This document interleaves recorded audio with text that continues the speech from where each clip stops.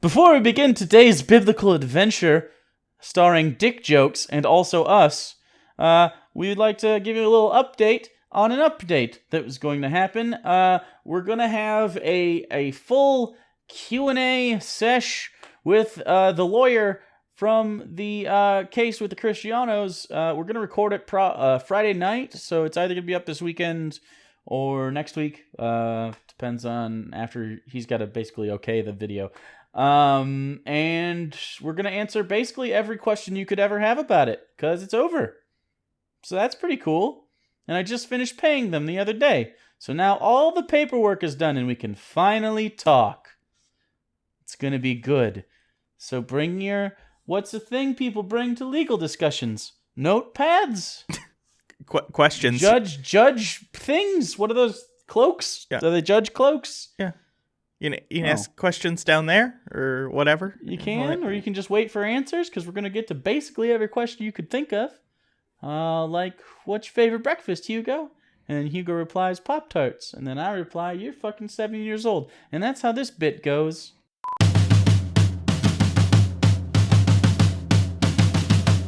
La la la la la la la la la la la. Here we go.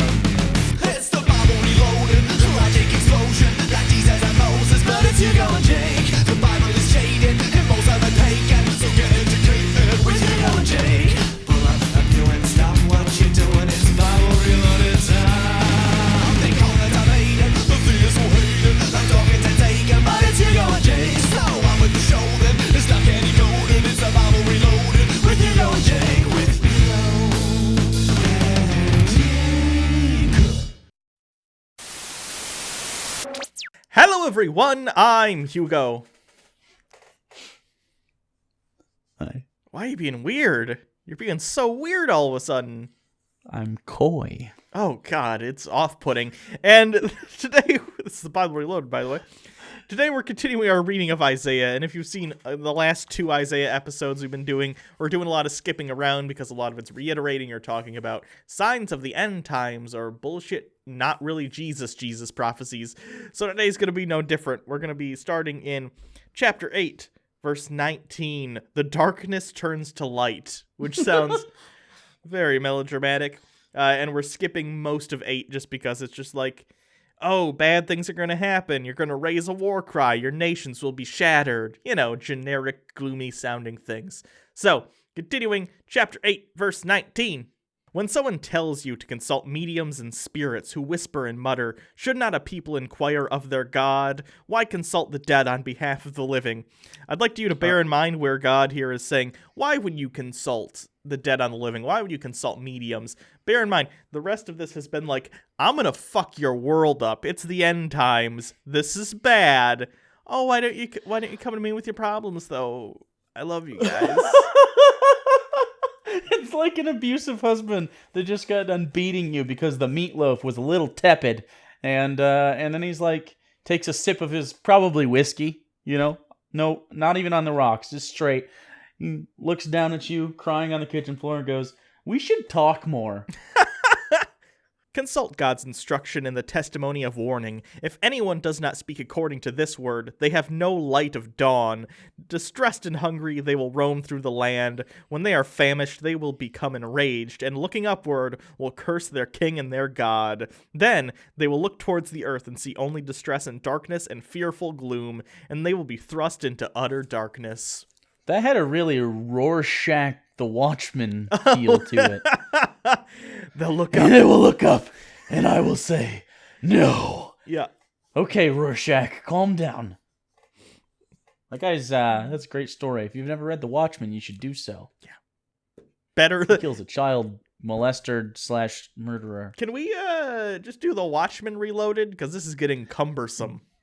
That would be amazing. Who's your favorite Watchmen character? I've never read or watched Watchmen, so I have literally no opinion. The answer is always Rorschach. It's still Rorschach. It doesn't matter. I'm gonna go Dr. Manhattan because I love me some Blue Dong. We're skipping pretty much the rest of 9 because it's more doom and gloom, and it's just like, hey, bad stuff's gonna happen. But we're gonna wrap up 9 with verse 16. Those who guide this people mislead them, and those who are guided are led astray. Therefore the Lord will take no pleasure in the young men.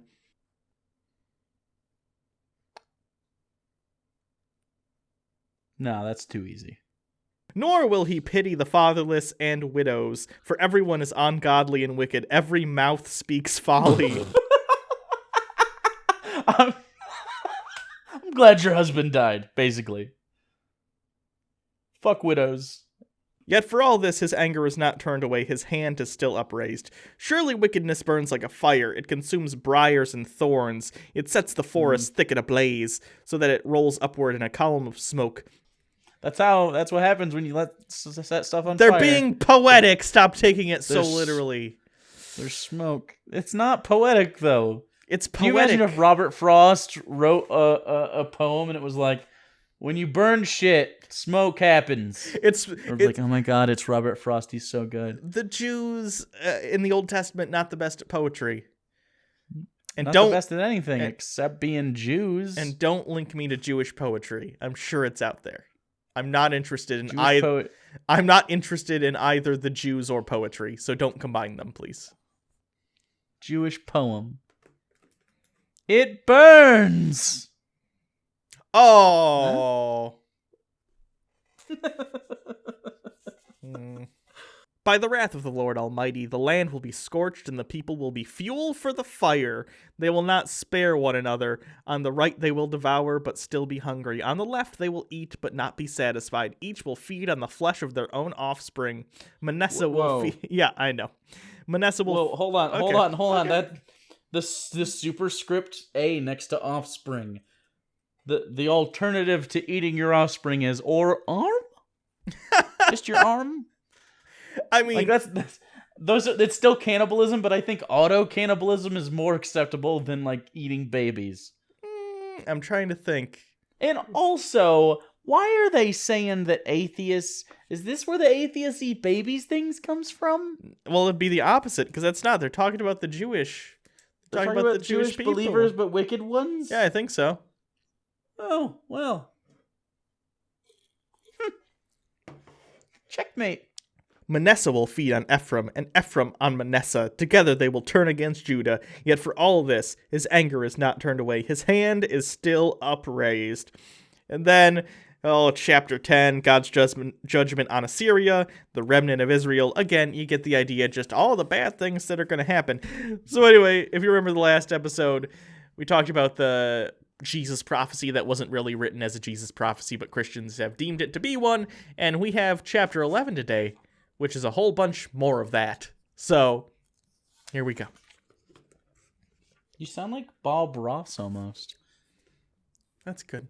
Just paint Can't some... appreciate the light unless you have a little darkness that will draw a little cloud up there. That's what's going to happen. One day I'm Here just we going to snap doing this, and I won't be able to handle any amount of stress anymore, so I'm just going to start a YouTube channel where I paint. But I can't paint, but that's okay, because I'm just proud I feel like painting and not being able to is way more stressful than this job. Nah. Like every day you go to work and you're just like, I'm fucking bad at this. Which is how I feel now. A shoot will come up from the stump of Jesse. Jesse being, I want to say, David's father. If you don't know, there's, as far as Christians are concerned, a direct line of lineage from David and his father, and you can go back further and further, back to Moses and whatnot, and take that all the way to Jesus' father, which is funny considering Jesus' father didn't actually provide the seed. That was God to Mary. He but came near Jesus. Right. It's still based upon the people at the time. They would have still considered Joseph Jesus' father, which is why the lineage goes through him. But anyway. Also, this is going to be basically a metaphor for all of the things Hugo just said, so I'm glad we're going to read it anyways.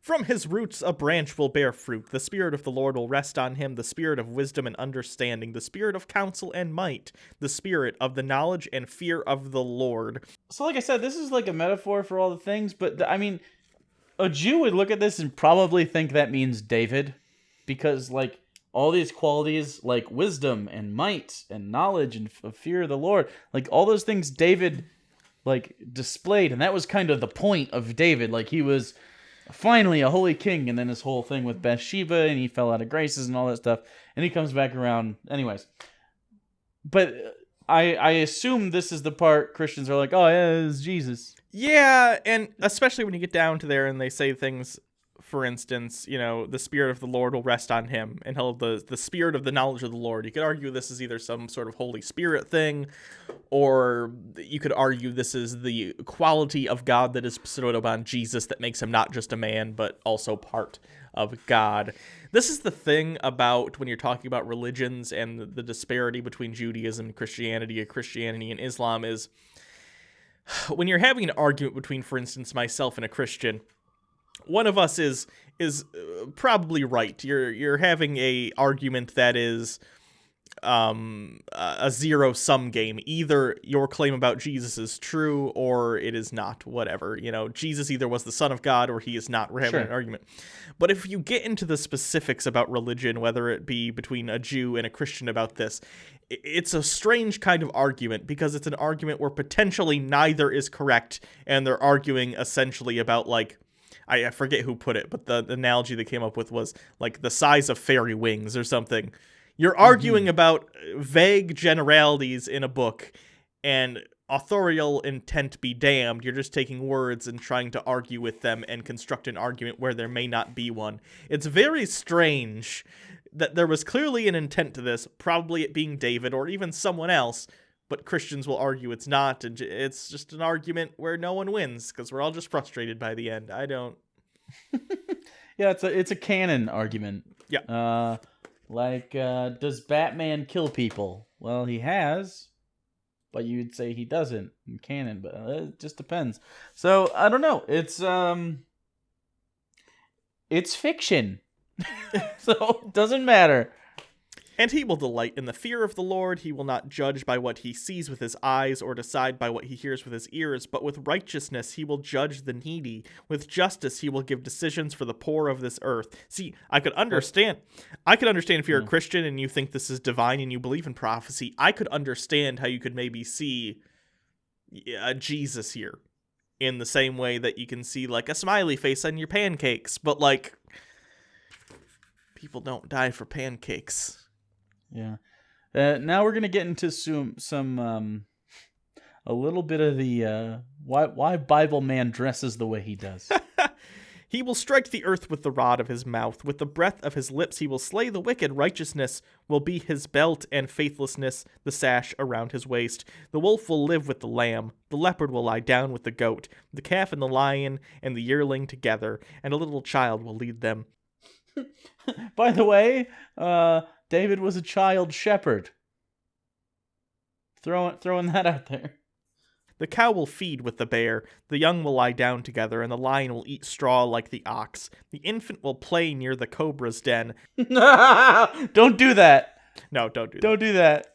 Don't have your babies play next to snakes. Yeah. And they're talking about, he'll come and he'll make everything peaceful and there won't be conflict and yada, yada, yada. You'll notice kind of parallels between this and like an Eden, or how Christians describe an Eden to you. Like, because even though in the Bible it doesn't say like no animals couldn't coexist, they were all peaceful. It's like sort of implied, and they imply it further in the Noah story a little bit. And so this person that they're talking about, and I assume it's a David-inspired Messiah, because David is one of the Jewish heroes. He may be the Jewish hero for all intents and purposes. And so you would take qualities out of your most famous, which is what happens a lot of the time.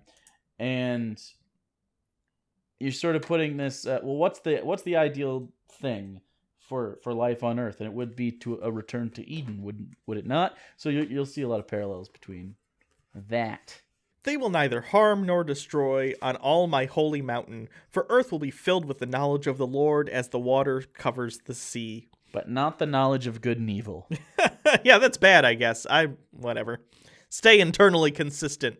In that day, the root of Jesse will stand as a banner for the people. The nations will rally to him, and his resting place will be glorious. In that day, the Lord will reach out his hand a second time to reclaim the surviving remnants of his people from Assyria, from Lower Egypt, from Upper Egypt, from Cush, from Elam, from Babylonia, from Hamath, from the islands of the Mediterranean. He will raise a banner for the nations and gather the exiles of Israel. He will assemble the scattered peoples of Judah from the four quarters of the earth. Ephraim's jealousy will vanish. Judah's enemies will be destroyed. Ephraim will not be jealous of Judah, nor Judah hostile towards Ephraim. You know, all that happened after Jesus came around. Everyone was unified, and there certainly wasn't a long period where Christians weren't a thing. You get it, and then it goes on for a couple more verses to just be like, and this person will agree with this person, you know, everything will be great. So, that's that. Yeah, that's it. But, like, if you're gonna have a prophecy, kind of important that it's fully realized. Yeah. None of that shit happened. There wasn't a coming together of all the tribes that he's talking about.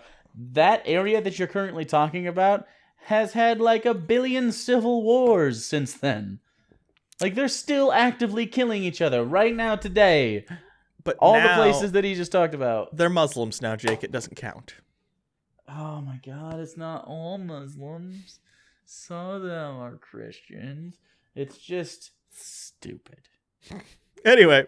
It's just stupid. Also, these were Jews. Yeah, I know. These were Jews they're talking about. Not talking about Christians, man. I threw my Bible. So you can always follow us on Twitter at Bible Reloaded. Follow Hugo Reloaded. You can also subscribe to the channel and make sure to, I think this weekend or next week, we're going to have Michael, the lawyer, on. So tune into that. It'll be fun and informative. And we can finally fucking talk. Yeah, and we'll talk about all the things. And again, if you have any questions about what happened, obviously, don't just ask, like, what happened? We're going to fucking talk about it, you idiot. Don't ask a question that's obvious. But like, so things to look forward to. Obviously, what happened, right? The terms of the end of the case. We're not going to be able to talk money necessarily. Usually that stuff's hushed anyways. Like, law firms don't want to know how much money they get. And I don't frankly want to tell you how much money I had to spend. Also, we'll talk about the state of the GoFundMe, because I'm excited about the end of that. It's still open, and there's reasons. We're going to talk about the fate of Pirate Guy. So that could be fun. I actually, honestly, I saw some Facebook posts from Pirate Guy I might want to pull and read. Okay. So we'll see. I'm good with that. Because he has an interesting perspective on the case that, how do I put this? The way he put it on his Facebook to his Facebook friends what the case was about was a very novel, what a novel view that guy has as to what the case was about. That's good. So yeah, we'll pretty much explain everything you could possibly have a question about. But if you think you have a unique question or you just want to make sure it gets noticed, go ahead. Should be a lot of fun. I'm actually really looking forward to it. Yeah, I've been kind of finally get to talk about this. Jesus Christ. Kind of, and I know this is how the process goes, but I was initially annoyed that we couldn't just tell you guys everything all the time as soon as it happened. Yeah. But I've never done this before, so it was weird. Yeah. It was really weird. So it was an interesting experience. And of course, endlessly thankful for everyone that helped out, because we literally would not even be close to being able to pull this off without you guys. I have sent more money in my, recently than I have ever sent to a single entity in my life. Well, if any of you guys have saw the H3 video about them talking about their lawsuit, shit gets so goddamn expensive so quick. Yeah, and actually, we had a choice, and we'll talk about it on the episode, but we had a choice to possibly make it more expensive, and we chose not to. And we'll talk about that and what that means. But fuck, I couldn't possibly ask for more money from you guys. No, not even close. Yeah. So, and we're gonna to do that, and we're gonna talk about what happens to the extra GoFundMe shit, by the way, which I think Jake indeed we do. but... Yeah. So yeah, everything's good. I'm excited. And some of you will think it's a scam no matter what. So, I mean, fuck you.